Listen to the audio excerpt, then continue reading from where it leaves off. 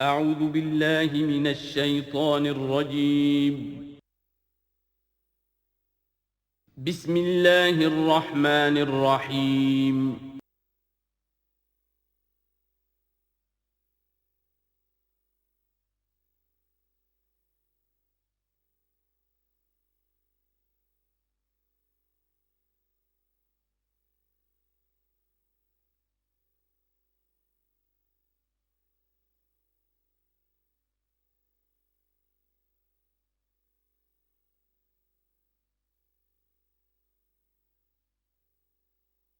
بسم اللہ الرحمن الرحیم یا بنی اسرائیل اذکروا نعمتی التی انعمت علیکم وانی فضلتکم علی العالمین واتقوا یوما لا تجزی نفس عن نفس شیئا ولا يقبل منها شفاعة ولا یؤخذ منها عدل ولا هم ينصرون صدق اللہ العظیم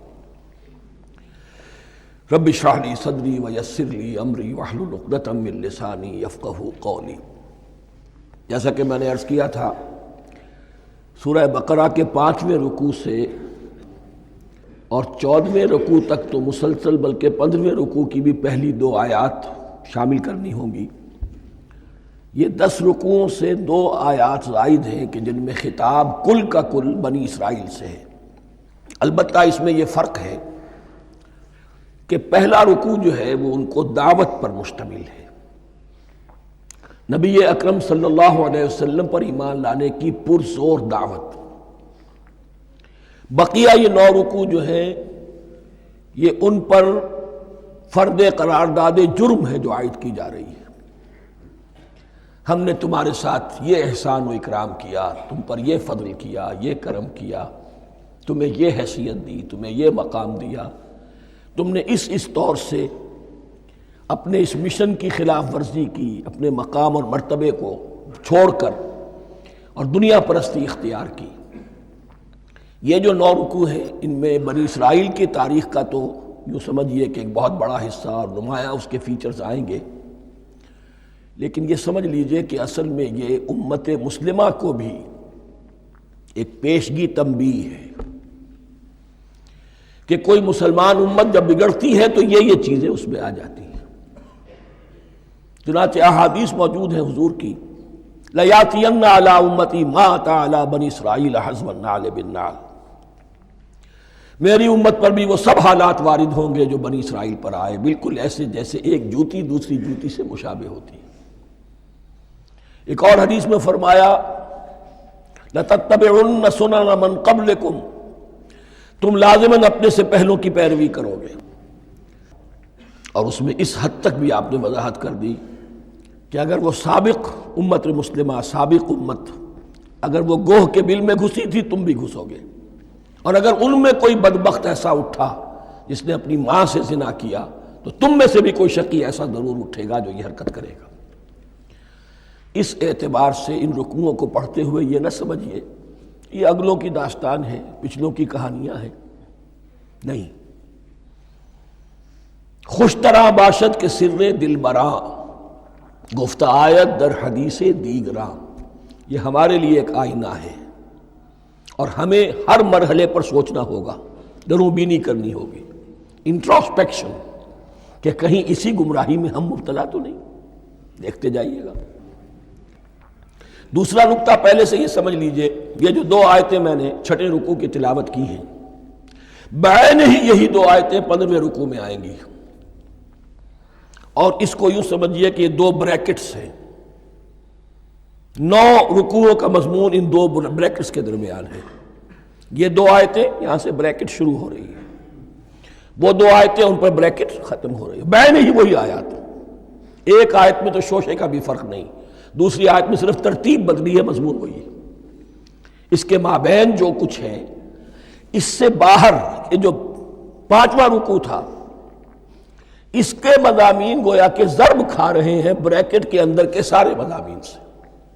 یہ حساب کا بہت ہی عام فہم سا قاعدہ ہے، بریکٹ کے باہر کوئی رقم لکھی ہوئی ہے جس کے بعد کوئی زبر، کوئی جمع یا تفریق اگر نہیں ہے تو وہ ضرب کھائے گی، بریکٹ کے اندر جتنی بھی ویلیوز ہیں ان کے ساتھ ضرب کھائے گی۔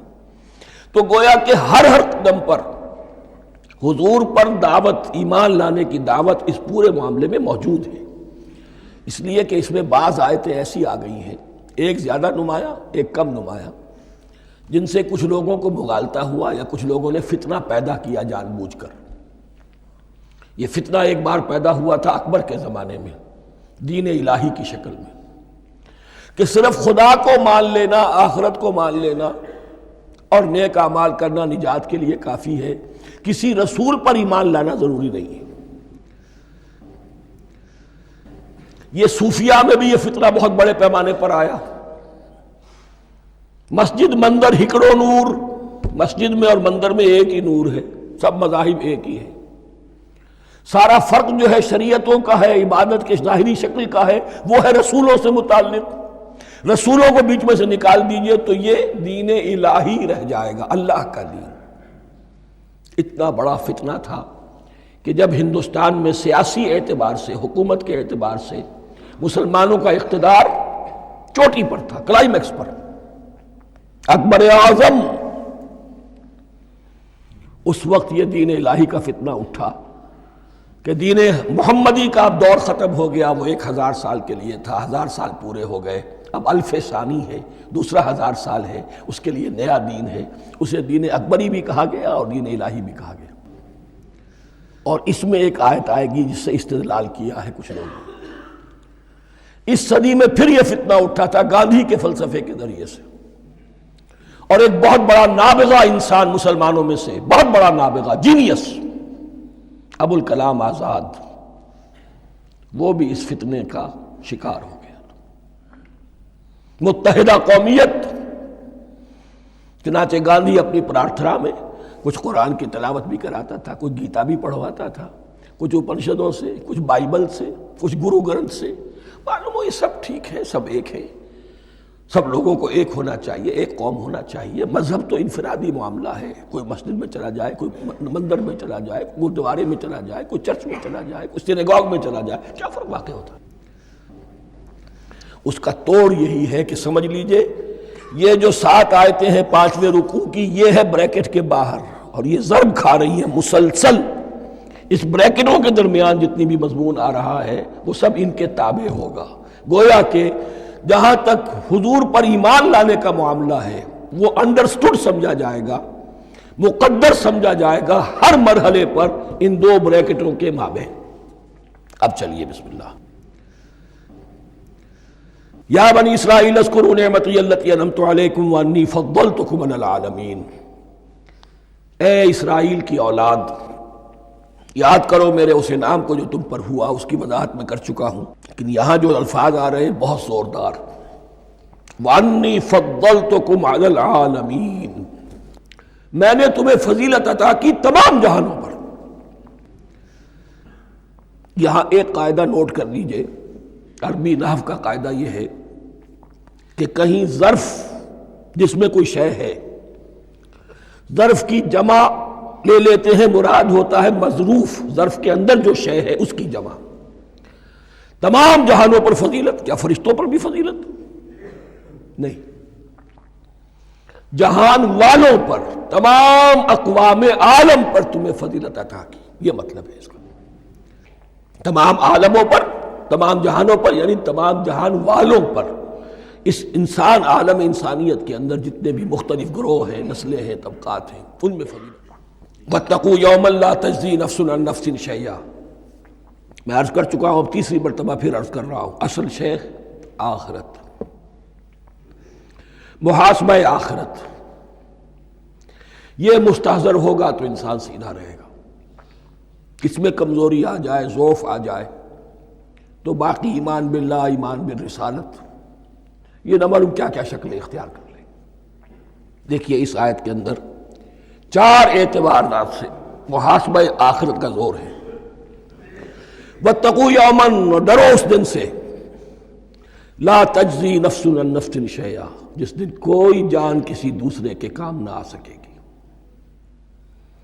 ولا يقبل منها شفاعہ، اور نہ کسی سے کوئی سفارش یا شفاعت قبول کی جائے گی، کیٹیگوریکل ڈینائل، ولا يؤخذ منها عدل، نہ کسی سے فدیہ قبول کیا جائے گا، ولا هم ينصرون، اور نہ انہیں کوئی مدد مل سکے گی۔ ہم نے طرح طرح کے عقیدے، شفاعت باطلہ کا تصور، اہل عرب سمجھتے تھے ہمیں یہ فرشتے جو ہے خدا کی بیٹیاں ہیں، یہ لات اور منات اور عزا ہم نے ان کے بت بنا رکھے ہیں، پوچھتے ہیں یہ اپنے ابا جان سے اللہ کی بیٹیاں ہیں نا، لاڈلی بیٹیاں، چھڑا لیں گے ہمارے ہاں بھی تصور ہے اولیاء اللہ چھڑا لیں گے۔ یا شفاعت باطلہ، خود حضور کی شفاعت کے بارے میں جو غلط تصورات ہیں، ایک شفاعت حقہ ہے، اس کی وضاحت کا یہ موقع نہیں ہے، وہ آیت الکرسی پہ جب ہم پہنچیں گے انشاءاللہ تعالیٰ اسی سورہ مبارکہ میں تو اس کی وضاحت بھی ہوگی۔ یہ سارے جو ہم نے جو گھڑ رکھے ہیں خیالات، ان کی نفی اس آیت کے حوالے سے کی۔ وَاتَّقُوا يَوْمًا لَا تَجْزِي نَفْسٌ عَن نَفْسٍ شَيْئًا، کوئی انسان دوسرے انسان کے کام نہیں آ سکتا۔ وَلَا يُقْبَلُ مِنْهَا شَفَاعَةٌ، کسی جان کی طرف سے کوئی سفارش قبول نہیں ہوگی۔ وَلَا يُؤْخَذُ مِنْهَا عَدْلٌ، نہ کوئی فدیہ قبول کیا جائے گا۔ وَلَا هُمْ يُنصَرُونَ، نہ انہیں کوئی مدد مل سکے گی۔ اب اس کے بعد اللہ تعالیٰ کے احسانات اور ان کی طرف سے جو ناشکریاں ہوئی ہیں ان کی بڑی تفصیل کے ساتھ اب بات چلے گی، تفصیل نہیں تیزی کے ساتھ۔ یہ واقعات کئی 100 برس کے ہیں، لیکن ایک تو یہ کہ ان کی تفاصیل مکی صورتوں میں آ گئی ہیں، سب سے زیادہ سورہ اعراف میں ملیں گی، اور بھی کئی صورتوں میں آپ کو مل جائیں گی۔ یہاں پر تو پے بپے، جیسے کہ ایک قرارداد جرم کسی پر کی جاتی ہے تو اس میں سب گنوائے جاتے ہیں، تم نے یہ کیا، یہ کیا، یہ کیا۔ وَإِذْ نَجَّيْنَاكُم مِّنْ آلِ فِرْعَوْنَ، اور ذرا یاد کرو جب کہ ہم نے تمہیں نجات دی تھی فرعون کی قوم سے۔ يَسُومُونَكُمْ سُوءَ الْعَذَابِ، وہ تمہیں بدترین عذاب میں مبتلا کیے ہوئے تھے۔ يُذَبِّحُونَ أَبْنَاءَكُمْ وَيَسْتَحْيُونَ نِسَاءَكُمْ، تمہارے بیٹوں کو ذبح کر ڈالتے تھے اور تمہاری عورتوں کو زندہ رکھتے تھے۔ عورتیں تو پھر ان کے کام آتی تھی، گھر میں کام کاج کے لونیاں بنتی تھی، گھروں میں ڈال لیتے تھے، لیکن لڑکوں کو، اور یہ 2 موقع پر ہوا ہے بنی اسرائیل کے ساتھ، یہ بعد میں انشاءاللہ اس کی تفصیل آئے گی۔ وَفِي ذَلِكُمْ بَلَاءٌ مِّن رَبِّكُمْ عَظِيمٌ، اور یقیناً اس میں تمہارے رب کی طرف سے تمہارے لیے بڑی آزمائش تھی۔ وَإِذْ فَرَقْنَا بِكُمُ الْبَحْرَ، اور یاد کرو جب کہ ہم نے تمہارے لیے سمندر کو پھاڑ دیا یا دریا کو پھاڑ دیا۔ یہ ایک مختلف فی بات ہے کہ کس جگہ سے کراس کیا تھا بنی اسرائیل نے ایجپٹ سے سینائی پیننسولا آنے کے لیے، جزیرہ نما سینا میں۔ ایک رائے یہ کہ دریائے نیل کو کراس کر کے گئے ہیں، لیکن یہ بات غلط ہے، دریائے نیل تو مصر کے اندر ہے، وہ کبھی بھی مصر کی حد نہیں بنا۔ کسی کی رائے یہ ہے کہ جو خلیج سویز ہے، بحر قلزم جو ہے، ریڈ سی، وہ اوپر جا کر 2 کھاڑیوں میں تبدیل ہو جاتا ہے، خلیج عقبہ مشرق کی طرف اور خلیج سویس مغرب کی طرف، اور ان کے درمیان میں یہ سینائی پیننسولا جو ہے یہ تکون ہے، جیسے ہندوستان بھارت تکون ہے ایسے یہ پیننسولا ہے، انڈین پیننسولا، سینائی پیننسولا۔ اور یہ سویس کینال تو بعد میں بنی ہے، خلیج سویس اور میڈیٹرینین بحیرہ روم کے درمیان یہ کچھ چھوٹی چھوٹی، اگرچہ چھوٹی تھی سمندر کے لحاظ سے، بہت بڑی بڑی جھیلیں تھیں، اور ان جھیلوں ہی کو پھر جوڑ جوڑ کر درمیان میں جو خشکی تھی اس کو کاٹ کر سویس کینال بنائی گئی ہے۔ تو اب تو یہ ایک مسلسل ایک رابطہ ہے، لیکن معلوم ہوتا ہے کہ یا تو خلیج سویس کو کراس کیا ہے حضرت موسیٰ علیہ السلام نے، اور یہی میری رائے زیادہ یہی ہے، اس لیے کہ کوہ طور جو ہے وہ اس پیننسولا کی ٹپ پر ہے، نیچے ہے یہاں، جہاں پر ان کا قیام رہا، اور جہاں پھر حضرت موسیٰ کو 40 دن کے لیے کوہ طور پر بلا کر اور پھر انہیں تورات دی گئی ہے۔ تو معلوم ہوتا ہے کہ جو خلیج سویز ہے اسے کراس کیا ہے۔ کراس کس طرح کیا ہے کہ حضرت موسیٰ کے عصا کی ایک ضرب سے سمندر پھٹ گیا۔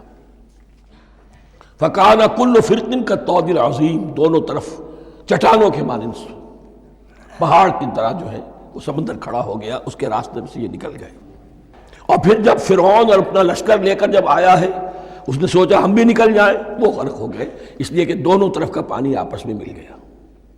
یہ تھی کیفیت، اور معجزانہ کیفیت تھی، یہ کوئی فطرت کے یا نیچر کے اصول کے مطابق بات نہیں تھی، اور میں عرض کر چکا ہوں، آپ کو بتا چکا ہوں معجزہ کسے کہتے ہیں۔ وَإِذْ فَرَقْنَا بِكُمُ الْبَحْرَ فَأَنْجَيْنَاكُمْ، جب ہم نے تمہارے لیے یا تمہارے ساتھ سمندر کو پھاڑ دیا تمہارے لیے، تمہارے گزرگاہ بنانے کے لیے، تو تمہیں تو نجات دے دی۔ وَأَغْرَقْنَا آلَ فِرْعَوْنَ وَأَنْتُمْ تَنظُرُونَ، اور تمہاری نگاہوں کے سامنے فرعون کے لاؤ لشکر کو غرق کیا، تم دیکھ رہے تھے، یہ گزر چکے تھے، اس ساحل پر کھڑے ہیں، ادھر سے یہ داخل ہوئے ہیں اور پانی دونوں طرف سے آ کر مل گیا اور یہ غرق ہو گئے۔ وَإِذْ وَعَدْنَا مُوسَىٰ 40 لَيْلَةً، اور یاد کرو پھر جب کوہ طور پر ہم نے موسیٰ کو 40 دن کے لیے بلایا۔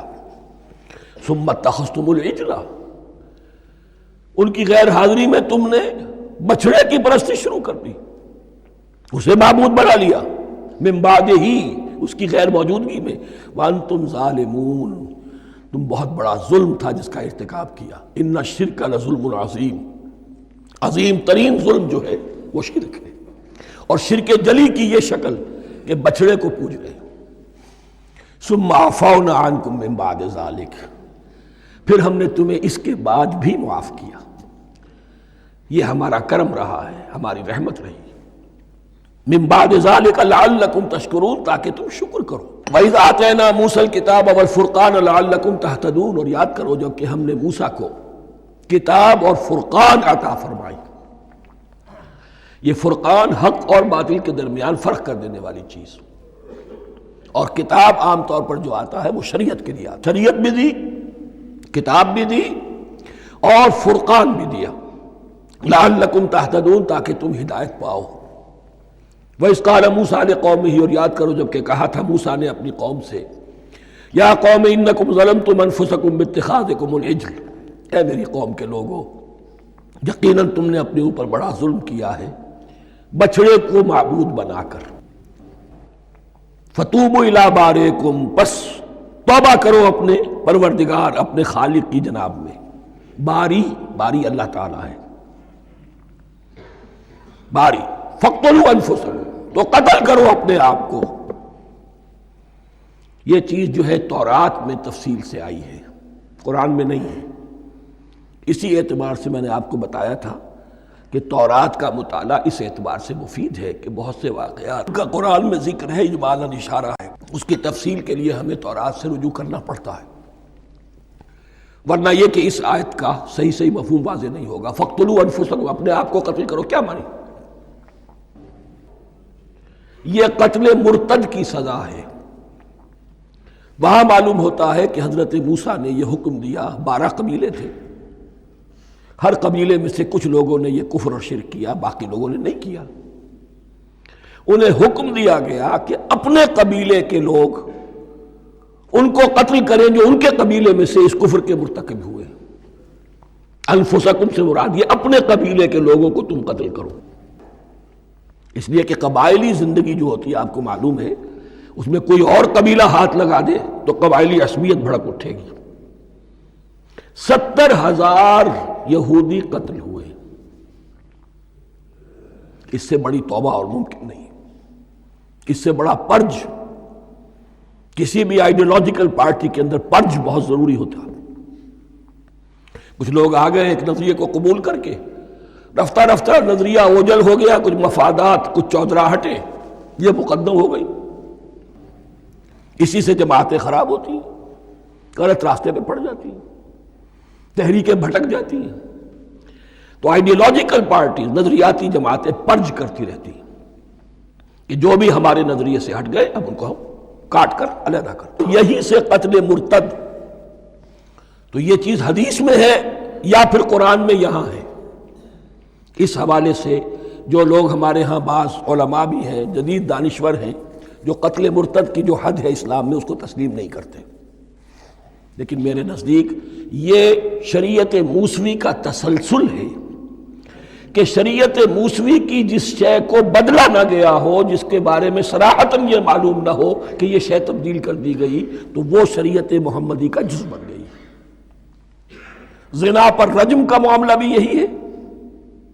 قرآن مجید میں رجم کی صریح آیت کوئی موجود نہیں ہے، حدیث میں ہے۔ قرآن مجید میں مرتد کے قتل کے لیے کوئی آیت موجود نہیں ہے، حدیث میں ہے، سنت میں ہے، اور دونوں کی کا جو منبع ہے وہ اصل میں تورات ہے۔ تو اس بات کو اچھی طرح نقل کر لیجئے۔ یہ جگہ اکثر لوگ جو ہیں یہاں بہت سرسری طور سے گزر جاتے ہیں، یہ بہت اہم ہے۔ اور اس کے لیے تورات کی طرف رجوع کیجئے، 70,000 6 لاکھ کل تھے جب یہ مصر سے نکلے ہیں، 6 لاکھ تھے۔ کتنے عرصے کے بعد پیننسولا پہنچے ہیں، سینائی پیننسولا میں اور طور میں، کچھ اور ان کی تعداد بڑھ گئی ہوگی، لیکن یہ کہ ان میں سے 70,000 کو قتل کیا اپنے ہاتھوں سے۔ ہر قبیلے نے اپنے جو مرتد تھے ان کو اپنے ہاتھ سے قتل کیا۔ فَتُوبُوا إِلَىٰ بَارِئِكُمْ فَاقْتُلُوا أَنفُسَكُمْ ذَٰلِكُمْ خَيْرٌ لَكُمْ عِندَ بَارِئِكُمْ، یہی تمہارے لیے تمہارے رب کے نزدیک بہتر بات ہے۔ فَتَابَ عَلَيْكُمْ، تو اللہ نے تمہاری توبہ قبول کر لی۔ توبہ قبول کس طرح ہوئی؟ یہ تزکیہ ہوا ہے امت کا کہ ان میں سے جن لوگوں نے اتنی بڑی غلط حرکت کی ہے ان کو کاٹ کر، ذبح کر کے، ان کو قتل کر کے پھینک دیا۔ انہ هو التواب الرحیم، یقیناً وہ تو ہے ہی بہت توبہ کا قبول فرمانے والا اور بہت رحم فرمانے والا۔ وَإِذْ قُلْتُمْ يَا مُوسَىٰ لَن نُّؤْمِنَ لَكَ حَتَّىٰ نَرَى اللَّهَ جَهْرَةً، ایک اور واقعہ ان کی تاریخ کا۔ اور یاد کرو جب کہ تم نے کہا تھا اے موسیٰ ہم تو تمہاری بات نہیں مانیں گے۔ ایمان کے بعد جب لام کا حرف آئے تو اس کے معنی صرف تصدیق کے ہوتے ہیں۔ لن نؤمن لک، ہم آپ کی بات کی تصدیق نہیں کریں گے، حتیٰ نری اللہ جہرتاً، جب تک کہ ہم دیکھ نہ لیں اللہ کو عیاناً۔ ہمیں کیا پتا اللہ نے یہ کتاب دی آپ کو، آپ تو لے کر آ گئے، ہمارے سامنے تو پتھر کی کچھ تختیاں ہیں، اس پہ کچھ لکھا ہوا، کس نے لکھا ہمیں کیا پتا۔ اب دیکھیے ایک حضرت موسیٰ کی خواہش تھی رب ارنی انظر الیک، وہ کچھ اور شے تھی۔ یہ تخریبی ذہن ہے جو یہ کہہ رہا ہے کہ ہم بھی چاہتے ہیں کہ اللہ کو اپنی آنکھوں سے دیکھیں اور معلوم ہو کہ واقعی اس نے یہ کتاب آپ کو دی ہے۔ فَأَخَذَتْكُمُ الصَّاعِقَةُ، تو تمہیں آ پکڑا ایک بہت بڑی کڑک نے، ایک بہت بڑی کڑک ہوئی اور سب کے سب مردہ ہو گئے۔ وَأَنْتُمْ تَنظُرُونَ، تمہارے دیکھتے دیکھتے ایک کڑک نے تمہیں آ لیا۔ ثُمَّ بَعَثْنَاكُمْ مِنْ بَعْدِ مَوْتِكُمْ، پھر ہم نے تمہیں دوبارہ اٹھایا تمہاری موت کے بعد۔ بعض لوگ اس کی یہ تعویل کر رہے ہیں کہ یہ موت نہیں تھی بلکہ بے ہوش ہو گئے تھے، یعنی جو بھی کڑک تھی اس کی وجہ سے سب کے سب بے ہوش ہو کے گر گئے۔ لیکن میرے نزدیک یہاں تعویل کی ضرورت نہیں، بعث بعد الموت اللہ کے لیے کوئی مشکل نہیں۔ ہم الفاظ کو خواب کا کو ان کے اصل جو مفہوم ہے جو کہ صاف ہے، صریح ہے، اس سے خواب کا کاہے کے لیے موڑ کر لے کر جائیں۔ ثم بعثناکم من بعد موتکم لعلکم تشکرون، تاکہ تم شکر کرو۔ وظللنا علیکم الغمام وانزلنا علیکم المن والسلوى، اور ہم نے تم پر ابر کا سایہ کیا۔ اب 6 لاکھ کا قافلہ چل رہا ہے، سینائی پیننسولا، صحرا، کوئی اونٹ نہیں، کوئی سایہ نہیں، دق و دق، دھوپ کی تپش۔ تو اللہ کا فضل ہوا کہ ایک سائے کی طرح ابر جو ہے ان کے ساتھ ساتھ جہاں جہاں وہ جا رہے ہیں وہ ابر ان پر سایہ کیے ہوئے۔ وَأَنزَلْنَا عَلَيْكُمُ الْمَنَّ وَالسَّلْوَىٰ، کھانے کو کچھ نہیں، تو من اور سلوہ نازل کیے گئے۔ من ایسے اترتا تھا رات کے وقت کہ جیسے شبنم کے قطرے ہوتے ہیں، لیکن وہ ہوتا تھا کسی ایسی چیز کا جس میں شیرینی تھی، اور پھر وہ زمین پر آ کر جم کر وہ ایک گویا کے دانہ بن جاتے تھے، یہ ان کا اناج ہو گیا۔ کاربوہائیڈریٹ سپلائی اس سے ہو گئی، من سے۔ اور سلوہ ایک خاص قسم کا پرندہ بٹیر کی شکل کا جو بے پناہ بڑی تعداد میں ان کے بڑے بڑے جھنڈ آتے تھے شام کے وقت، اور وہ ان کے ڈیرا جہاں ہوتا تھا اس کے گرد وہ اتر آتے تھے، اور رات کی تاریکی میں یہ آسانی سے ان کو پکڑتے تھے، ان کو کھاتے تھے بھون کر، اور یہ ان کی پروٹین ہو گئی۔ پوری غذا جو ہے اللہ تعالیٰ نے ان کو فراہم کر دی۔ وَأَنزَلْنَا عَلَيْكُمُ الْمَنَّ وَالسَّلْوَىٰ كُلُوا مِن طَيِّبَاتِ مَا رَزَقْنَاكُمْ، کھاؤ ان پاکیزہ چیزوں کو جو ہم نے تمہیں عطا کی ہیں۔ وَمَا ظَلَمُونَا، ہم نے تو ان پر کوئی ظلم نہیں کیا۔ وَلَٰكِن كَانُوا أَنفُسَهُمْ يَظْلِمُونَ، لیکن وہ خود ہی اپنے اوپر ظلم ڈھاتے رہے، ہر قدم پر نافرمانی اور ناشکری۔ اس کی بھی ناشکری آگے آ جائے گی چل کر، من و سلوہ سے بھی ناشکری کی انہوں نے۔ وَإِذْ قُلْنَا ادْخُلُوا هَٰذِهِ الْقَرْيَةَ فَكُلُوا مِنْهَا حَيْثُ شِئْتُمْ رَغَدًا وَادْخُلُوا الْبَابَ سُجَّدًا وَقُولُوا حِطَّةٌ نَغْفِرْ لَكُمْ خَطَايَاكُمْ، اور یاد کرو جب کہ ہم نے تم سے کہا تھا اس شہر میں داخل ہو جاؤ اور پھر کھاؤ اس میں سے بافراغت جہاں سے چاہو جو چاہو، لیکن دیکھنا دروازے میں داخل ہونا جھک کر اور کہتے رہنا مغفرت مغفرت مغفرت، ہم تمہاری خطاؤں سے درگزر فرمائیں گے۔ اس آیت کو سمجھنے کے لیے ذرا تاریخی بات سمجھ لیجئے۔ صحرائے سینا میں آنے کے بعد اور یہ جو کتاب تورات انہیں مل گئی تھی، اس کے بعد حضرت موسیٰ علیہ السلام کے ہی زمانے میں انہیں جہاد اور قتال کا حکم ہوا۔ اس سے پوری قوم نے انکار کر دیا، یہ سورہ مائدہ میں آئے گا۔ اس پر اللہ تعالیٰ نے ایک سزا مسلط کر دی ان پر کہ 40 برس تک اسی صحرا میں بھٹکتے پھریں گے۔ اگر یہ ابھی قتال کرتے، جہاد کرتے، تو پورا فلسطین ان کے ہاتھ پر ابھی فتح کرا دیتے، لیکن چونکہ انہوں نے بزدلی دکھائی ہے، اب سزا یہ ہے فَإِنَّهَا مُحَرَّمَةٌ عَلَيْهِمْ 40 سَنَةً يَتِيهُونَ فِي الْأَرْضِ، اب 40 برس تک یہ اسی صحرا میں بھٹکتے پھریں گے، اور ارض فلسطین جو ان کے لیے ارض موعود تھی وہ ان پر حرام کر دی گئی 40 سال کے لیے۔ اس 40 سال کے عرصے میں حضرت موسیٰ کا بھی انتقال ہو گیا، حضرت ہارون کا بھی ہو گیا، اور اس عرصے میں ایک نئی نسل پیدا ہوئی۔ وہ جو غلامی کا داغ اٹھائے ہوئی نسل آئی تھی مصر سے، جن کے اندر مورل کیریکٹر جو ہے وہ بہت کمزور ہو جاتا ہے، وہ پوری نسل ختم ہو گئی، نئی نسل اب پیدا ہوئی۔ 40 برس صحرا میں پیدا ہوئے، یہی پلے بڑھے، ان میں اب ایک جذبہ تھا۔ حضرت موسیٰ کے پھر جو خلیفہ تھے یوشع ابن نون، جوشوا، تورات میں ان کا نام جوشوا ہے، یوشع، ان کی سرکردگی میں اب بنی اسرائیل کی اس نئی نسل نے قتال کیا، جنگ کی، اور پہلا شہر جو فتح ہوا وہ اریحا۔ آج بھی وہ شہر جو ہے جیریکو جو آپ دیکھتے ہیں خبروں کے اندر آتا ہے بار بار، اریحا اس کا پرانا نام ہے، یہ شہر فتح ہوا۔ اس فتح کی بات کا تذکرہ ہو رہا ہے۔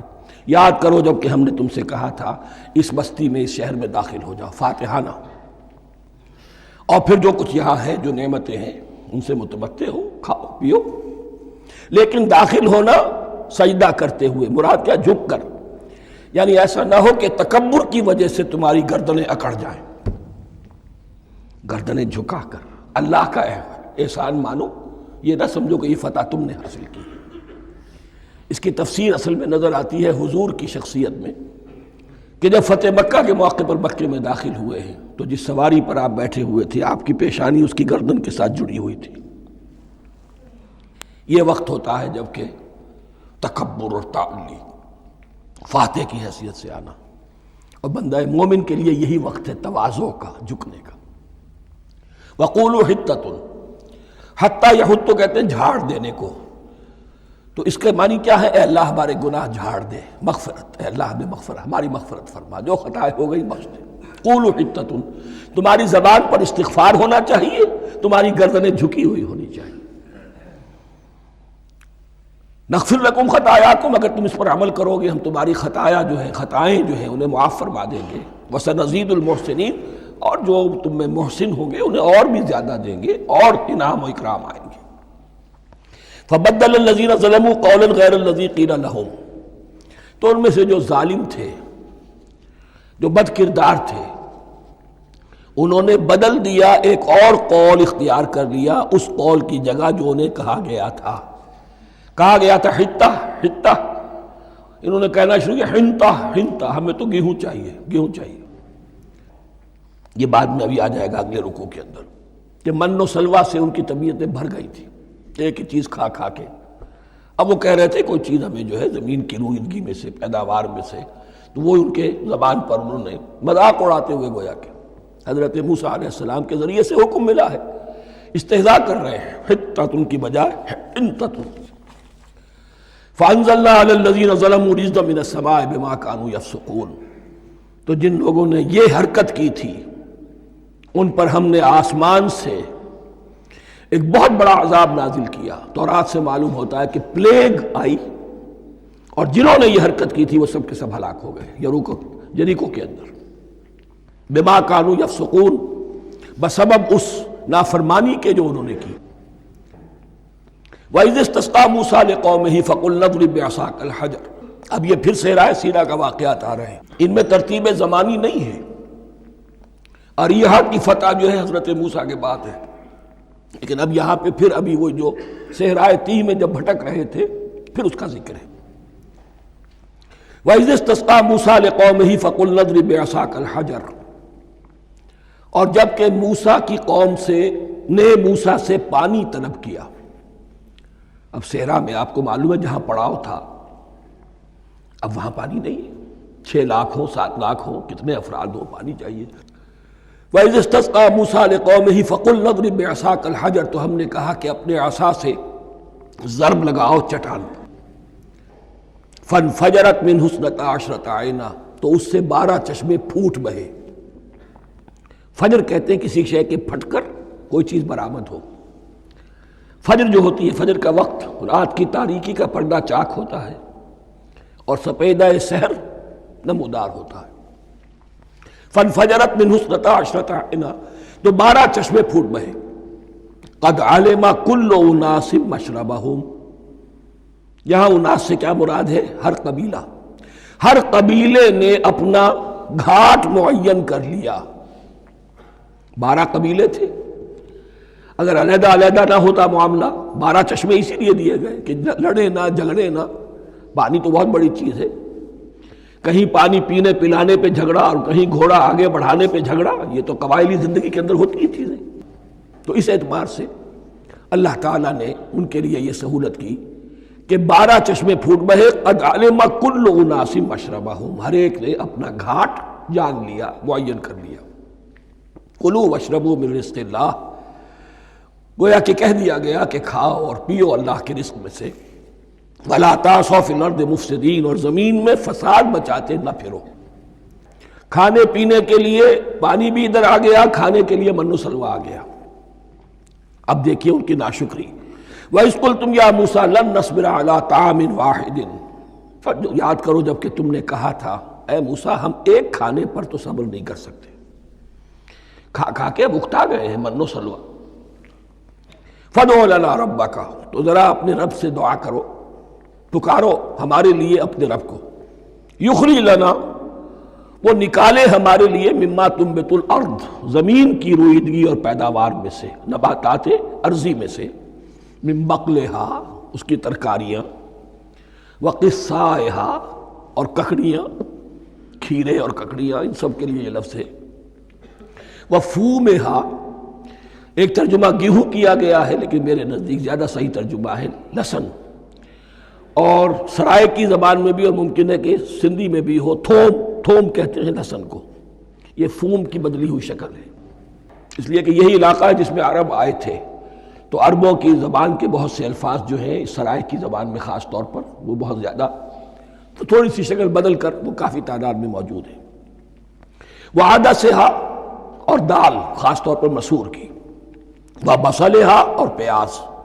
اب جو چٹخارے جس سے بنتے ہیں سالن کے، ان کی زبانیں وہ چٹخارے مانگ رہی۔ ظاہر بات ہے کہ اگر وہ سلوا بھی تھا، بٹیرا ہے، اسے آگ کے اوپر ذرا سا تپایا اور کھایا، وہ ایک ہی خاص قسم کی غذا ہے جو چل رہی ہے۔ اسی طرح من جو ہے وہ ایک خاص قسم کا سیریل ان کے لیے بن گیا ہے، لیکن یہ جو چٹخارے ہیں یہ تو لہسن سے ہے، پیاز سے ہے، ترکاریوں سے ہے، ان تمام چیزوں سے، دال کا اپنا ایک ذائقہ ہے۔ قَالَ تَسْتَبْدِلُونَ الَّذِي هُوَ أَدْنَىٰ بِالَّذِي هُوَ خَيْرٌ، حضرت موسیٰ نے فرمایا کیا تم وہ شے بدلے میں لینا چاہتے ہو اس کے، کیا وہ شے جو کمتر ہے بدلے میں چاہتے ہو اس کے کہ جو بہتر ہے؟ من و سلوہ کہیں بہتر ہے اللہ کی طرف سے جو تمہیں دیا گیا ہے، تم اس سے تمہارا جی بھر گیا ہے، اس کو ہاتھ سے دے کر چاہتے ہو کہ یہ ادنا چیزیں تمہیں ملے۔ اہبطوا مصرا، اب یہ لفظ آ گیا اہبطوا۔ اب ظاہر بات ہے یہ آسمان سے زمین پر اترنے کے لیے لفظ نہیں ہے اہبطوا، یہاں اس کا ترجمہ صحیح ہوگا سیٹل ڈاؤن سم ویئر۔ اگر زمین کی یہ چیزیں چاہیے تو کہیں سیٹل ہو جاؤ اور کاشت کرو، بیج ڈالو، آبیاری کرو، یہ ساری چیزیں تمہیں مل جائیں۔ اہبطوا مصرا، کہیں سیٹل ڈاؤن ہو جاؤ، کہیں اتر پڑو کسی بستی میں، کسی علاقے میں۔ فَإِنَّ لَكُمْ مَا سَأَلْتُمْ، تمہیں مل جائے گا جو کچھ کہ تم نے مانگا۔ وَضُرِبَتْ عَلَيْهِمُ الذِّلَّةُ وَالْمَسْكَنَةُ وَبَاءُوا بِغَضَبٍ مِّنَ اللَّهِ، اب یہ ہے ان کی وہ خباثتیں، ان کے وہ ناشکریاں، ان کی وہ معصیتیں، ان پر جو آخری حکم دیا جا رہا ہے، جو اگر آپ برا نہ مانیں تو میں عرض کروں گا آج یہود پر اتنا اپلیکیبل نہیں ہے جتنا مسلمانوں پر ہے۔ ضربت علیہم الذلۃ والمسکنۃ وباؤوا بغضب من اللہ۔ ذلت اور مسکنت، کم ہمتی ان پر تھوپ دی گئی۔ ضربت علیہم، it was heaped upon them. The humiliation was heaped upon them. ضربت علیہم الذلۃ والمسکنہ وباؤوا بغضب من اللہ، اور وہ اللہ کا غضب لے کر لوٹے۔ وہی امت جس کے بارے میں فرمایا وَأَنِّي فَضَّلْتُكُمْ عَلَى الْعَالَمِينَ، اسی امت کا پھر یہ حشر ہوا۔ کیوں ہوا؟ نافرمانی۔ تمہیں کتاب دی تھی کہ تم پیروی کرو، تمہیں کتاب دی تھی کہ اسے قائم کرو۔ وَلَوْ أَنَّ أَهْلَ الْكِتَابِ أَقَامُوا التَّوْرَاةَ وَالْإِنْجِيلَ وَمَا أُنزِلَ إِلَيْهِمْ مِنْ رَبِّهِمْ لَأَكَلُوا مِنْ فَوْقِهِمْ وَمِنْ تَحْتِ أَرْجُلِهِمْ۔ اگر یہ تورات اور انجیل کو قائم کرتے، نافذ کرتے، تو نعمتیں زمین بھی اگلتی، ان کے قدموں کے نیچے سے نعمتیں جو ہیں وہ پھوٹتی، اور ان کے سروں کے اوپر سے بھی بارش ہوتی نعمتوں کی۔ لیکن اگر تم نے اس کو چھوڑ کر اپنی خواہشات، اپنے نظریات، اپنے خیالات، اپنا تمرد، اپنی سرکشی، اپنی حاکمیت، اپنی مصلحتیں، اپنی عقل، اس کو بالا تر کیا، تو پھر جو قوم اللہ کے قانون کی، اللہ کی ہدایت کی، اللہ کی کتاب کی امین ہوتی ہے دنیا میں، وہ اللہ کی ریپرزنٹیٹیو ہوتی ہے، نمائندہ ہوتی ہے۔ اگر وہ اپنے عمل سے مس ریپرزنٹ کرے اللہ کو، تو وہ کافروں سے بڑھ کر مغضوب اور کافروں سے بڑھ کر مبغوض ہو جاتی ہے۔ مغضوب بھی، مبغوض بھی۔ اس لیے کافروں کو تو دین پہنچانا تمہارے ذمہ تھا، تم نے دین ان کو کیا پہنچانا تھا، تم تو خود دین سے منحرف ہو گئے۔ آج اس جگہ پر امت مسلمہ کھڑی ہے کہ 1.25 بلین یا 1.5 بلین، 125 کروڑ عزت نام کی شے نہیں ہے، کہ عزت نام تھا جس کا گئی تیمور کے گھر سے، سارے معاملات دنیا کے G7 G15 کے ہاتھ میں ہیں، سیکیورٹی کونسل اس کے پرماننٹ ممبر کا ویٹو ہے، اور نہ سیکیورٹی کونسل میں اور نہ کہیں کسی G7 میں، نہ G9 میں، نہ G15 میں کوئی مسلمان ملک نہیں۔ کس نمی پرست کی بھیا کیستی، ہماری اپنی پالیسیز کہیں اور طے ہوتی ہیں، ہمارے اپنے بجٹ کہیں اور بنتے ہیں، ہماری صلح اور جنگ کسی اور کے اشارے سے ہوتی ہے۔ ریموٹ کنٹرول، یہ ذلت اور مسکنت۔ آپ کے ریڈیو پر، ٹیلی ویژن پر خبریں آتی رہیں کہ اتنے مسلمانوں کے ساتھ یہ کر دیا، اتنی مسلمان عورتوں کی بے حرمتی کر دی، لیکن یہاں ہم بیٹھے ہوئے اپنے اپنے دھندوں میں، اپنے اپنے کاروبار میں، اپنی اپنی ملازمتوں میں، اپنے اپنے کیریئرز میں، دنیا میں کیا کچھ ہو رہا ہے۔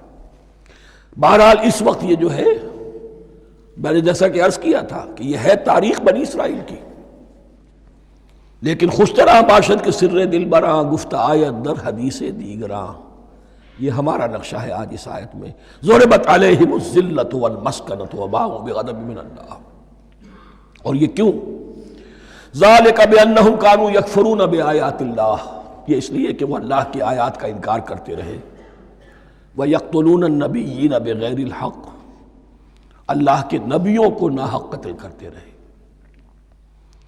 ہمارے ہاں بھی مجددین امت میں سے کتنے ہیں جو جیلوں میں ڈالے گئے، جن کو ایسی ایسی مار پڑی ہے کہ کہا جاتا ہے کہ ہاتھی کو بھی وہ مار پڑتی تو برداشت نہ کرتا۔ احمد ابن حنبل کے ساتھ کیا ہوا؟ ابو حنیفہ جیل میں انتقال کیا، امام مالک کے کندھے کھینچ دیے گئے، اتار دیے گئے، منہ کالا کر کے اور اونٹ پر بٹھا کر پھرایا گیا۔ امام دار الہجرہ شیخ احمد سرہندی جیل میں رہے، سید احمد بریلوی اور ان کے ساتھیوں کو خود مسلمانوں نے تہہ تیغ کیا ہے۔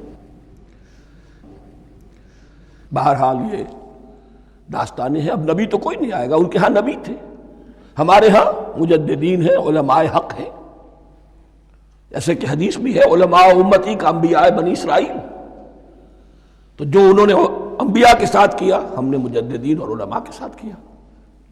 ذالک بما عصوا وکانوا یعتدون، اور یہ ہوا ان کی نافرمانیوں کی وجہ سے اور حد سے تجاوز کرنے کی وجہ سے۔ اللہ تعالیٰ تو ظالم نہیں ہے، اللہ نے تو اونچا مقام دیا تھا، ہمیں بھی خیر امت قرار دیا، کنتم خیر امت اخرجت للناس تأمرون بالمعروف وتنہون عن المنکر وتؤمنون باللہ۔ اب اگر ہم نے وہ اپنا مشن چھوڑ دیا تو ذلت اور مسکنت وہ ہمارا مقدر بن گئی۔ اللہ کا قانون اور اللہ کا عدل بے لاگ ہے، وہ فرام امہ ٹو امہ چینج نہیں ہوتا۔ سنت اللہ جو ہے لن تجد لسنت اللہ تحویلا ولن تجد لسنت اللہ تبدیلا، اللہ کی سنت بدلتی نہیں۔ بنی اسرائیل کا جو حشر ہوا آج وہ ہمارا ہو رہا ہے۔ بہرحال اس پر میری جو کتاب ہے سابق اور موجودہ مسلمان امتوں کا ماضی حال اور مستقبل، اس کا مطالعہ کیجیے۔ اب آ گئی وہ آیت کہ جس سے استدلال کیا گیا ہے کہ ایمان بالرسالت نجات کے لیے ضروری نہیں ہے۔ ان الذین آمنوا والذین ہادوا والنصارى والصابئین من آمن باللہ والیوم الآخر وعمل صالحا فلہم اجرہم عند ربہم ولا خوف علیہم ولا ہم یحزنون۔ یقیناً جو لوگ ایمان لائے، اور اس سے مراد ہے جو ایمان لائے حضور پر، محمد پر صلی اللہ علیہ وسلم، والذین ہادوا، اور جو یہودی ہو گئے، والنصارى، اور نصرانی، والصابئین، اور صابی وہ لوگ تھے عراق کے علاقے میں رہتے تھے جو کہتے تھے کہ ہم دین ابراہیمی پر ہیں، لیکن ان کے ہاں بھی بہت کچھ بگڑ گیا تھا، جیسے حضرت ابراہیم کی نسل، حضرت اسماعیل کی نسل بگڑ گئی تھی، تو اس طرح وہ بھی بگڑ گئے تھے۔ ستارہ پرستی زیادہ تر ان کے ہاں تھی۔ من آمن باللہ والیوم الآخر، جو کوئی بھی ایمان لایا اللہ پر اور یوم آخر پر، وعمل صالحا، اور اس نے عمل کیے اچھے، فلہم اجرہم عند ربہم، تو ان کے لیے محفوظ ہے ان کا اجر ان کے رب کے پاس، ولا خوف علیہم ولا ہم یحزنون، اور نہ ان پر کوئی خوف ہوگا اور نہ وہ کسی حزن سے دوچار ہوں گے۔ ظاہر الفاظ کے اعتبار سے دیکھیے کہ یہاں ایمان بالرسالت کا ذکر نہیں ہے۔ ویسے تو اگر کوئی اس سے یہ غلط استدلال کرتا ہے تو اس کا پہلا جو اصولی جواب ہے وہ تو یہ ہے کہ ایسی حدیثیں بھی موجود ہیں، من قال لا الہ الا اللہ دخل الجنہ، تو اس کے کیا معنی ہے؟ صرف کہنے سے جنت میں داخل ہو جائیں گے، کسی عمل کی ضرورت نہیں؟ جواب یہ دیا جائے گا پورے قرآن کو سامنے رکھو، پورے حدیث کے ذخیرے کو سامنے رکھو، کسی ایک جگہ سے کوئی ایک نتیجہ نکال لینا وہ صحیح نہیں۔ لیکن اس کے علاوہ وہ اصول جو میں بیان کر چکا ہوں کہ یہ سلسلہ شروع کہاں سے ہوا ہے، 5واں رکوع، وَآمِنُوا بِمَا أَنزَلْتُ مُصَدِّقًا لِمَا مَعَكُمْ وَلَا تَكُونُوا أَوَّلَ كَافِرٍ بِهِ۔ انہیں ایمان کی زوردار دعوت سے تو یہ ساری بات شروع ہوئی ہے۔ اب فصاحت اور بلاغت کا یہ تقاضا ہے کہ بار بار اس کو دہرایا نہ جائے، وہ بات انڈرسٹوڈ رہے گی، مقدر رہے گی، سمجھی جائے گی کہ ہر جگہ پر وہ موجود ہے، اس لیے کہ ساری گفتگو ہو رہی ہے اسی کے حوالے سے۔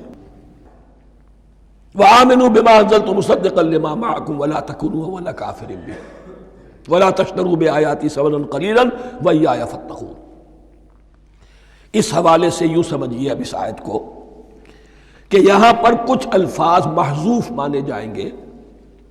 ان الذین آمنوا والذین ہادوا والنصارى والصابئین من آمن باللہ والیوم الآخر وعمل صالحا فی ایامہم فلہم اجرہم عند ربہم ولا خوف علیہم ولا ہم یحزنون۔ ہر دور میں، جبکہ ابھی حضرت عیسیٰ نہیں آئے تھے تو جو بھی یہودی تھے اس وقت تک، حضرت موسیٰ کے ماننے والے، وہ جو بھی اللہ پر ایمان رکھتے تھے اور نیک عمل کرتے تھے، آخرت کو مانتے تھے، ان کی نجات ہو جائے گی۔ لیکن حضرت عیسیٰ کے آنے کے بعد ان کو نہیں مانا، اب وہ کافر قرار۔ لیکن اب حضرت عیسیٰ کے آنے کے بعد جب تک حضور نہیں آئے، جو بھی مانتا ہے، لیکن یہ کہ شرط یہی ہوگی کہ اپنے اپنے زمانے میں، اصل میں نفی جس بات کی جا رہی ہے وہ یہ ہے کہ یہ نہ سمجھو کہ کسی گروہ میں ہونے سے نجات ہوتی ہے، نجات کسی گروہ میں ہونے کی وجہ سے نہیں ہے، نجات کی بنیاد ایمان اور عمل صالح ہے۔ کسی رسول پر ایمان لانا اپنے دور کے رسول پر وہ تو لازم ہے، لیکن یہ ہے کہ اس پر ایمان تو لے آئے اور وہ عمل صالح نہیں ہے تو نجات نہیں ہوگی۔ تو یہ اپنے اپنے دور میں، اپنے اپنے زمانے میں ہر امت کے لیے وَلِكُلِّ أُمَّةٍ أَجَلٌ قرآن مجید کے ایک مقام پر آیا ہے، ہر امت کے لیے ایک خاص معین مدت ہے۔ اس معینہ مدت میں اب ظاہر بات ہے جو لوگ حضور کی بعثت سے پہلے فوت ہو گئے ان پر تو کوئی ذمہ داری نہیں تھی حضور پر ایمان لانے کی، اور ایسے لوگ تھے، ایسے موحدین مکے میں موجود تھے جو یہ کہتے تھے کعبے کے پردے پکڑ پکڑ کر، اے اللہ ہم صرف تجھے پوجنا چاہتے ہیں، صرف تیری بندگی کرنا چاہتے، لیکن جانتے نہیں کیسے کریں۔ یہ بات موجود تھی اور ان کا انتقال بھی ہو گیا۔ یہ زید، سعید ابن زید، سعید جو حضرت عمر کے بہنوئی تھے اور وہ عشرہ مبشرہ میں سے ہیں، ان کی اہلیہ حضرت فاطمہ بنت خطاب، ان دونوں کے ایمان کو اللہ نے ذریعہ بنایا حضرت عمر کے ایمان کا، اور یہ والد تھے سعید کے زید، وہ یہ کہتے ہوئے دنیا سے چلے گئے حضور کی ابھی بعثت ہی نہیں ہوئی تھی، اے اللہ میں صرف تیری بندگی کرنا چاہتا ہوں، کیسے کروں یہ نہیں جانتا۔ اسی کو ذہن میں رکھیے، اہدنا الصراط المستقیم جو میں نے کہا تھا، ایک سلیم الفطرت انسان، سلیم العقل انسان توحید تک پہنچ جاتا ہے، آخرت کو پہچان لیتا ہے، لیکن اب کیا کروں؟ اس شریعت کے لیے، ان احکام کے لیے وہ دستے سوال دراز کرنے پر مجبور ہے۔ الحمدللہ رب العالمین الرحمن الرحیم مالک یوم الدین ایاک نعبد و ایاک نستعین اہدنا الصراط المستقیم۔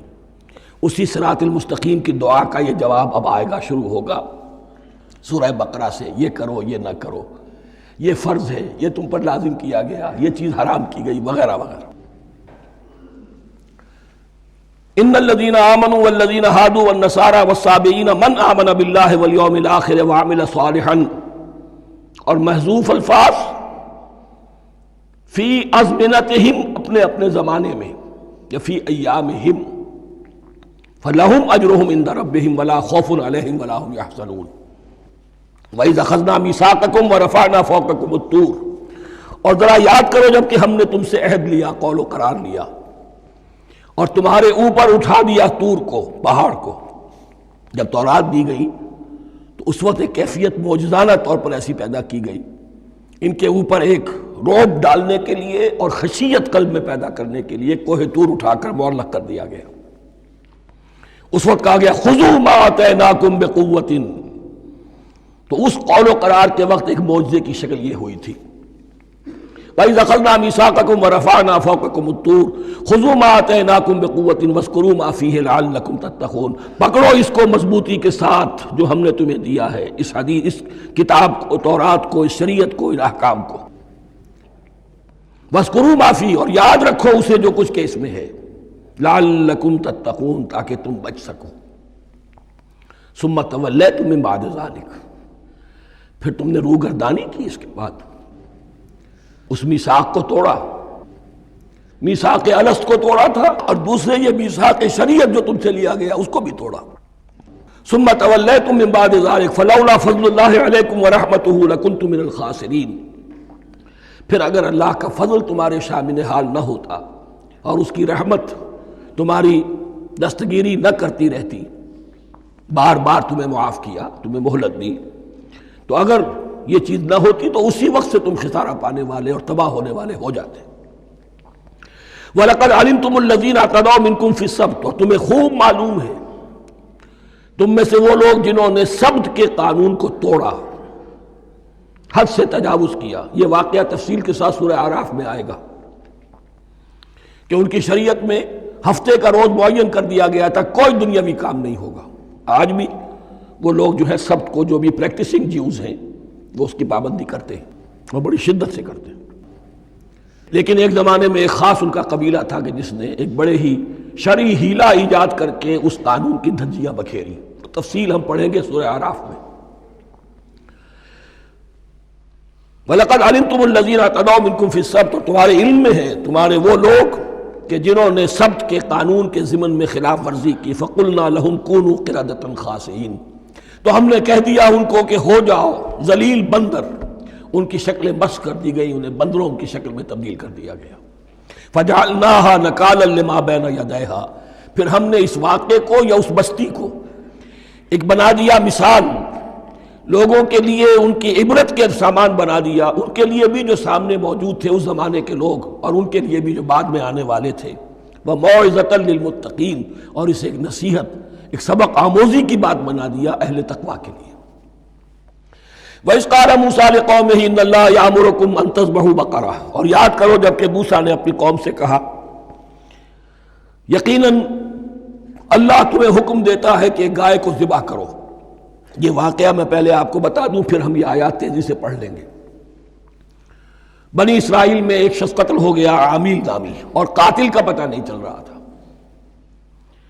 اللہ تعالیٰ نے حضرت موسیٰ کے ذریعے سے انہیں حکم دیا کہ ایک گائے کو ذبح کرو، اور اس کے جسم کے ایک ٹکڑے سے اس مردے کو چھوؤ، وہ جی اٹھے گا اور وہ بتا دے گا میرا قاتل کون ہے۔ اب یہ معجزات کی شکل ہے جو بار بار آ رہے ہیں، اور سابق اس امت کے اندر معجزات کا آپ کو بہت عمل دخل ملے گا۔ اس میں ایک تو یہ کہ گائے کو ذبح کرنا، وہ گائے کے تقدس کا جو ان کے دل میں ذہن میں تھا، تو ذبح کرنے سے اس کے اوپر بھی گویا کہ ایک تلوار چلائی گئی، اور پھر انہیں دکھا بھی دیا گیا کہ ایک آدمی زندہ بھی ہو سکتا ہے، بعد سے بعد الموت کا بھی ایک نقشہ دکھا دیا گیا انہیں۔ لیکن انہیں جب یہ حکم ملا اور ان کے دلوں کے اندر وہ بچڑے کی اور گائے کی تقدیس جو ہے وہ پلی ہوئی تھی، اب انہوں نے سوال کر کے کسی طریقے سے بچنے کے لیے مین میخ نکالی، کیسی گائے ہو، کیا رنگ ہو، کس طرح کی ہو، کس عمر کی ہو۔ بالآخر یہ کہ جب ہر طرف سے گھیراؤ ان کا ہو گیا اور سب چیزیں جو ہیں ان کے سامنے واضح کر دی گئیں، تب انہوں نے یوں سمجھیے چاروں ناچار بادل ناخواستہ اس حکم پر عمل کیا۔ بس اب ترجمہ کر لیجئے۔ وَإِذْ قَالَ مُوسَىٰ لِقَوْمِهِ إِنَّ اللَّهَ يَأْمُرُكُمْ أَن تَذْبَحُوا بَقَرَةً، اور یاد کرو جب کہ موسیٰ نے کہا اپنی قوم سے کہ اللہ حکم دیتا ہے تمہیں کہ ایک گائے کو ذبح کرو۔ قَالُوا أَتَتَّخِذُنَا هُزُوًا، انہوں نے کہا کیا آپ ہمارے ساتھ کوئی ٹھٹھا کر رہے ہیں، مذاق اڑا رہے ہیں، یہ کیا بات آپ کہہ رہے ہیں؟ قَالَ أَعُوذُ بِاللَّهِ أَنْ أَكُونَ مِنَ الْجَاهِلِينَ، فرمایا میں اللہ کی پناہ طلب کرتا ہوں اس سے کہ میں جاہلوں میں سے ہو جاؤں، کہ میں ان دین کے معاملات کے اندر استہزاء اور تمسخر کو شامل کر دوں۔ قالوا ادع لنا ربك يبين لنا ما هي، اب انہوں نے کہا اچھا ایسی بات ہے تو ذرا اپنے رب سے دعا کیجئے کہ وہ ہم پر واضح کر دے کہ وہ کیسی ہو۔ قال انه يقول، حضرت موسیٰ نے فرمایا اللہ تعالیٰ فرماتا ہے انها بقرة لا فارض ولا بکر، وہ ایک ایسی گائے ہونی چاہیے کہ جو نہ بوڑھی ہو نہ بالکل بچھیا ہو، عوان بین ذالک، ان کے بین بین ہو۔ فَفَعَلُوا مَا تُؤْمَرُونَ، تو اب کر گزرو جو تمہیں حکم دیا گیا۔ قَالُوا ادْعُ لَنَا رَبَّكَ يُبَيِّن لَنَا مَا لَوْنُهَا، اب انہوں نے پھر کہا ذرا ایک دفعہ اور دعا کیجئے اپنے رب سے، وہ ہمیں بتا دے اس کا رنگ کیسا ہونا چاہیے۔ قَالَ إِنَّهُ يَقُولُ إِنَّهَا بَقَرَةٌ صَفْرَاءُ فَاقِعٌ لَوْنُهَا تَسُرُّ النَّاظِرِينَ، فرمایا اللہ فرماتا ہے کہ وہ گائے ایسی ہونی چاہیے زرد رنگ، شوخ رنگ، شوخ زرد رنگ کی، چمکیلی، جو دیکھنے والوں کو خوب اچھی لگے، پسند آئے، دل میں کھپ جانے والی۔ اب جو زیادہ سے زیادہ ان کے ہاں مقدس سمجھے جاتے تھی گائے، رفتہ رفتہ سوال کر کے اگر پہلے ہی حکم پر وہ کر دیتے تو کسی بھی گائے کو ذبح کر دیتے، لیکن یہاں گھیراؤ ان کا ہو رہا ہے کہ جس کی تقدس کا ان کے ذہن میں زیادہ سے زیادہ تاثر ہے اسی کو واضح کیا جائے۔ قالوا ادع لنا ربك يبين لنا ما هي، پھر انہوں نے کہا ذرا اللہ سے دعا کیجئے اور وہ ہمیں یہ بتائے کہ وہ کیسی ہو۔ ان البقرہ تشابہ علینا، یقیناً ہم کچھ شبے میں پڑ گئے ہیں، یہ گائے کا معاملہ مشتبہ ہو گیا ہے ہم پر۔ قال انہ یقول، فرمایا اللہ فرماتا ہے انہا بقرۃ لا ذلول تثیر الارض ولا تسقی الحرث، وہ ایک ایسی گائے ہونی چاہیے کہ جو کوئی جس سے مشقت نہ لی جاتی ہو، نہ وہ ہل جوتتی ہو اور نہ وہ رہٹ کا پانی کھینچتی ہو۔ تسیر الارض، نہ تو وہ زمین کو جوتنے میں، ہل چلانے میں کام نہیں لی جائے، ولا تسقی الحرث، اور نہ کھیتی کو پانی پلانے کے لیے وہ پانی کھینچنے میں استعمال کیا جائے۔ مسلمتن، اور پوری سالم ہونی چاہیے، یک رنگ، لا شیۃ فیہا، اس میں کسی دوسرے رنگ کا کوئی داغ تک نہ ہو۔ اب کیا کرتے، گھیراؤ میں آ گئے۔ قالوا الآن جئت بالحق، کہا انہوں نے کہ ٹھیک ہے، اب تو آپ نے بات جو ہے پوری طریقے سے واضح کر دی۔ فَذَبَحُوهَا وَمَا كَادُوا يَفْعَلُونَ، تب انہوں نے اس کو ذبح کیا اور وہ کرنے والے نہیں تھے، دل میں نہیں تھا، بادل ناخواش تھا۔ اب دیکھیے یہاں ترتیب ذرا واقعے کی جو ہے مختلف ہو گئی ہے۔ جو اس ذبح بقرہ کا سبب تھا وہ بعد میں بیان ہو رہا ہے۔ تورات میں چونکہ واقعات کو اس طریقے سے بیان کیا ہے لہذا وہاں ترتیب دوسری ہے۔ وَإِذْ قَتَلْتُمْ نَفْسًا فَادَّارَأْتُمْ فِيهَا، اور یاد کرو جب کہ تم نے ایک جان کو قتل کیا تھا اور اس کا الزام تم ایک دوسرے پر لگا رہے تھے، یعنی کسی کا پتہ نہیں چل رہا تھا قاتل کون ہے۔ وَاللَّهُ مُخْرِجٌ مَا كُنتُمْ تَكْتُمُونَ، اور اللہ تعالیٰ فیصلہ کر چکا تھا کہ جو کچھ تم چھپا رہے ہو اسے نکال کر رہے گا، واضح کرے گا۔ فَقُلْ اضْرِبُوهُ بِبَعْضِهَا، تو ہم نے حکم دیا کہ اس کی لاش کو اس گائے کے ایک ٹکڑے سے، اس کے جسم کے ایک حصے سے ضرب لگاؤ۔ كَذَلِكَ يُحْيِي اللَّهُ الْمَوْتَىٰ، اور دیکھو اس طریقے سے اللہ مردوں کو زندہ کر دے گا۔ تھوڑی دیر کے لیے وہ زندہ ہوا اور اس نے اپنے قاتل کا نام بتا دیا۔ وَيُرِيكُمْ آيَاتِهِ لَعَلَّكُمْ تَعْقِلُونَ، اور وہ تمہیں دکھاتا ہے اپنی آیات تاکہ تم عقل سے کام لو۔ اب جو الفاظ آ رہے ہیں بہت سخت ہیں، بہت سخت ہیں، لیکن ان کو پڑھتے ہوئے درون بینی ضرور کیجیے گا، اپنے اندر جھانکیے گا۔ ثُمَّ قَسَتْ قُلُوبُكُمْ، پھر تمہارے دل سخت ہو گئے۔ جب دین میں ہیلے بہانے نکالے جانے لگے اور ہیلوں بہانوں کے ذریعے سے شریعت کے احکام سے بچا جائے، اللہ کو دھوکہ دینے کی کوشش کی جائے، اس کا جو نتیجہ نکلتا ہے وہ دل کی سختی ہے۔ ثم قست قلوبکم، پھر تمہارے دل سخت ہو گئے۔ فہی کالحجارۃ او اشد قسوہ، تو وہ تو اب پتھروں کے مانند ہیں بلکہ سختی میں ان سے بھی زیادہ شدید ہے۔ یہ ویسے بھی فصاحت اور بلاغت کا بھی بڑا ایک عمدہ مقام ہے قرآن کا۔ وَإِنَّ مِنَ الْحِجَارَةِ لَمَا يَتَفَجَّرُ مِنْهُ الْأَنْهَارُ، پتھروں میں سے تو ایسے بھی ہوتے ہیں جن میں سے چشمے پھوٹ بہتے ہیں۔ وَإِنَّ مِنْهَا لَمَا يَشَقَّقُ فَيَخْرُجُ مِنْهُ الْمَاءُ، اور ایسے بھی ہیں جو شق ہو جاتے ہیں، پتھر چٹانیں، ان میں سے پانی برآمد ہو جاتا ہے۔ وَإِنَّ مِنْهَا لَمَا يَهْبِطُ مِنْ خَشْيَةِ اللَّهِ، اور ان میں وہ بھی ہوتے ہیں جو اللہ کے خوف سے گر پڑتے ہیں۔ وَمَا اللَّهُ بِغَافِلٍ عَمَّا تَعْمَلُونَ، اور اللہ تعالیٰ غافل نہیں ہے اس سے کہ جو تم کر رہے ہو۔ یہ کیفیت جو ہے ثم قست قلوبکم فہی کالحجارۃ او اشد قسوہ، ہے کون؟ یا بنی اسرائیل اذکروا نعمتی التی انعمت علیکم وانی فضلتکم علی العالمین، جن پر 1400 برس ایسے گزرے کہ کوئی لمحہ ایسا نہ تھا کہ نبی موجود نہ ہو، جنہیں 3 کتابیں دی گئیں،